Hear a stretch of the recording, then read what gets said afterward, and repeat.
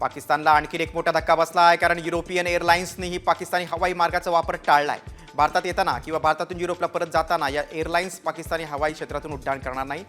लुफ्ताना, British airways, Swiss तसंच ITA या एअरवेजने देखील हा मोठा निर्णय घेतलेला आहे।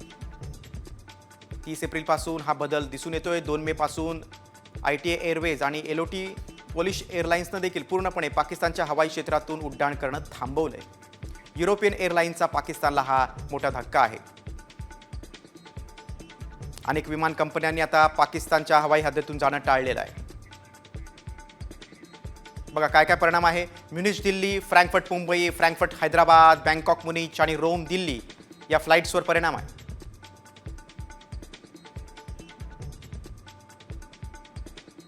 युरोपियन एअरलाइन्सचा पाकिस्तानला धक्का आहे। अनेक राष्ट्रांनी आता पाकिस्तानातून जाणं टाळलेलं आहे, पाकिस्तानच्या हवाई हद्दीतून जाणं टाळलेलं आहे।